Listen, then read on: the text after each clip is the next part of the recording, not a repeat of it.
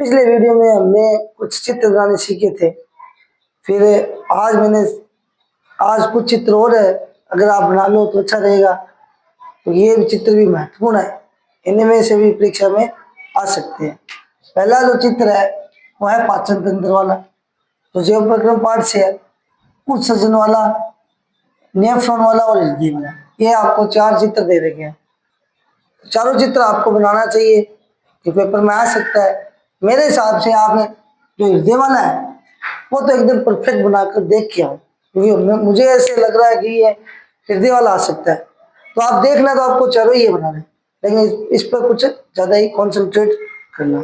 इसके अलावा जो हमारा जो नियंत्रण और समन्वय वाला पार्ट है, उनमें से इसमें कौन सा चित्र आ सकता है? मानव मस्तिष्क। इसके अलावा अंतःस्त्रायी जो ग्रंथि है उनको दर्शाने वाला चित्र आ सकता है, जिसमें आपको बुक में नर व मादा दोनों के चित्र दिए हुए हैं। गत वर्षों में ये इस प्रश्न को करीबन 2 बार पूछा गया, हो सकता है इस बार भी इसको पूछ ले। फिर अगला जो हमारा जीव जनन कैसे करते हैं, उसमें चित्र है नर जनन तंत्र और मादा जनन तंत्र। इसमें मैं ज्यादातर बच्चों को ये चित्र मादा जनन तंत्र वाला बनाने का सजेशन करता हूँ। ये बना के देख लेना, ये हो सकता है आ जाए। फिर अगला है विद्युत धारा वाले पार्ट से ओम के नियम का प्रायोगिक सत्यापन है, तो परिपथ चित्र, ये चित्र भी आपको बनाना चाहिए, क्योंकि एग्जामिनर है इस ये भी दे सकता है।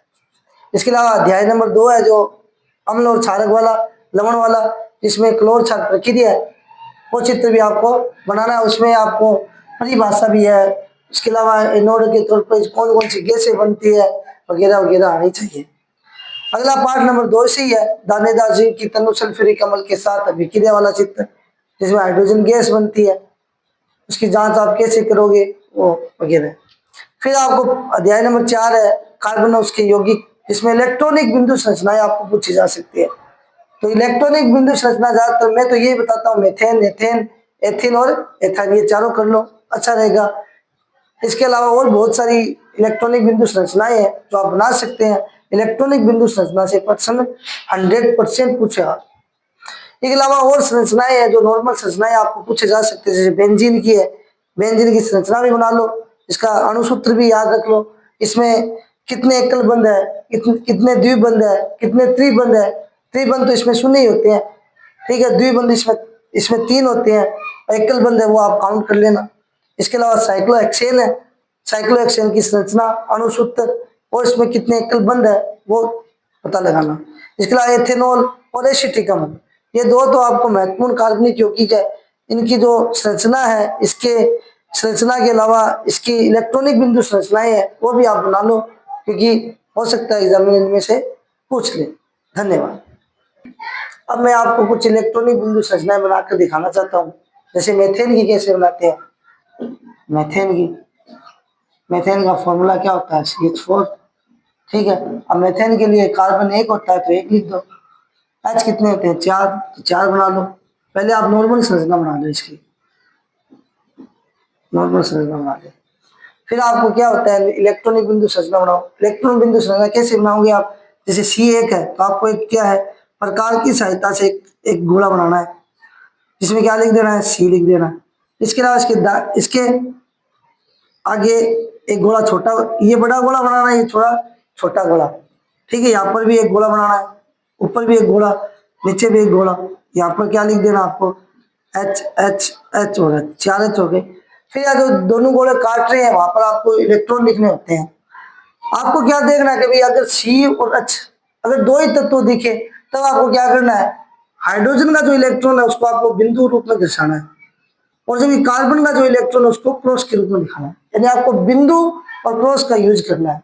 कब करना है? जब कार्बन और हाइड्रोजन 2 ही हो। जैसे यहाँ पर मैंने कार्बन और हाइड्रोजन 2 ही है, तो हाइड्रोजन की तरफ तो बिंदु, कार्बन की तरफ क्रॉस। इधर भी क्या करना है, हाइड्रोजन की तरफ बिंदु और कार्बन की तरफ क्रॉस, बिंदु क्रॉस, ठीक है। ये 4, ये हो गया आपकी मेथेन की इलेक्ट्रॉनिक बिंदु। ये तो नॉर्मल संरचना है, और ये है इलेक्ट्रॉनिक बिंदु संरचना। इसमें आपको सहसंयोजी बंध भी पूछ सकते हैं। सहसंयोजी बंध कितने होते हैं इसमें? तो ये बंध हो गए सहसंयोजी, ठीक है, जैसे 1, 2, 3 और 4। फिर अगले आप इलेक्ट्रॉनिक बिंदु संरचना देखते हैं, जो किसकी है? एथेन की। एथेन का जो सूत्र होता है वो क्या होता है, C2H6, C2H6। तो इसमें कार्बन 2 होंगे, 2 कार्बन बना दो।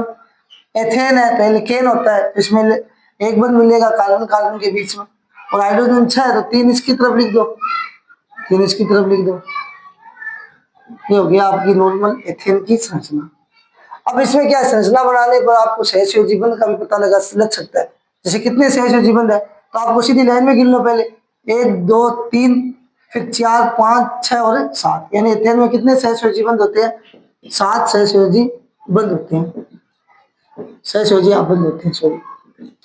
ये होगी, इसमें सहसंयोजी बंध वाला प्रश्न भी आपको पूछ सकता है। इलेक्ट्रॉनिक बिंदु संरचना बनाना है तो सी कितने हो गए, 2, तो 2 गोला बनाना है आपको, बढ़िया, ठीक है, सेम होना चाहिए। फिर ऊपर एच, इधर भी एच है तो नीचे एच है, इधर ऊपर एच है, नीचे एच है, यहाँ पर आपको क्या देखने मिल रहा है, 2 ही तत्व देखने मिल रहे हैं, एक तो सी और एक एच। तो सी और एच जान देखिए आपको क्या करना होगा, पहले तो इन गोलों में एच लिखना होगा, आपको भूलना नहीं है। और ये जहाँ पे दोनों कट रहे हैं वहां पर हाइड्रोजन की तरफ बिंदु और कार्बन की तरफ क्रॉस, बिंदु क्रॉस, बिंदु क्रॉस, बिंदु क्रॉस, बिंदु क्रॉस, बिंदु क्रॉस। और जबकि कार्बन कार्बन ये समान तत्व है, तो यहाँ पर इसका इलेक्ट्रॉन भी क्रॉस दिखाना है, इसका इलेक्ट्रॉन भी क्रॉस दिखाना। ये हो गई आपकी एथेन। इसी तरह से आप एथाइन की बना सकते हो, एथिन की बना सकते हो, ठीक है। इसके अलावा अगर 2 तत्वों के अलावा तीसरा तत्व आ जाए तब इलेक्ट्रॉन बिंदु संरचना कैसे बनाई जाए वो देखो। जैसे हम बनाते हैं एथेनॉल की, किसकी बनाते हैं, एथेनॉल की। उसमें क्या होता है, एथेनॉल का जो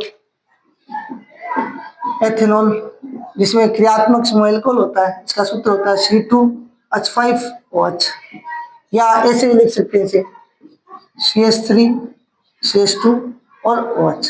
तो यहाँ पर देखते हैं इसमें कार्बन हाइड्रोजन के अलावा तीसरा तत्व और दिख रहा है आपको, O दिख रहा है। 3 तत्व होने पर आपको इलेक्ट्रॉनिक बिंदु संरचना कैसी बनानी चाहिए आसानी के लिए, पहले आपको इसकी नॉर्मल संरचना बना के दिखाता हूँ। सी इसमें कितने होते हैं, 2, तो 2 बना लिए, ठीक है।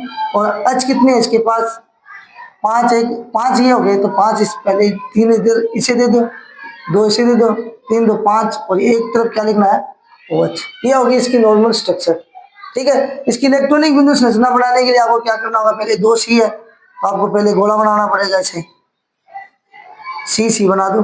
फिर ऊपर क्या है, H है, तो ऊपर H का गोला इधर है, H नीचे भी H है, इधर भी H है, इधर भी H है, और यहाँ पर क्या है, OH है। तो आपको यहाँ 2 गोले बनाने हैं, O के अलग और H का अलग। फिर यहाँ पर H H H H H और यहाँ पर O, यहाँ पर H। यहाँ पर देखो आपको 3 तत्व है, कार्बन हाइड्रोजन और ऑक्सीजन। तब आपको क्या करना चाहिए, 3 तत्वों की कंडीशन में आपको हर जगह क्या करना, डॉट डॉट करना है। क्रॉस का यूज ना करो आप, अच्छा रहेगा, आसानी रहेगी। आपको केवल डॉट डॉट यानी बिंदु रूप में लिखने हैं। कार्बन कार्बन के बीच में एक बंद है तो एक बंद होने पर आपको 2 ही बिंदु लिखने हैं, इसके बीच में भी 2, इसके बीच में भी 2। तो यहाँ पर क्या है कि उत्कृष्ट गैस विन्यास प्राप्त करने के लिए ऑक्सीजन के पास 8 इलेक्ट्रॉन दशाने होते हैं, तो 2 2 4 हो गए, 4 इसके ऊपर 2, ऊपर नीचे भी 2 इसमें। इस तरह से आपको एथेनॉल की इलेक्ट्रॉनिक बिंदु संरचना बनानी। इसी तरह आपको एथेनॉइक अम्ल है उसकी भी इलेक्ट्रॉनिक बिंदु संरचना बनानी चाहिए, देखनी चाहिए। धन्यवाद।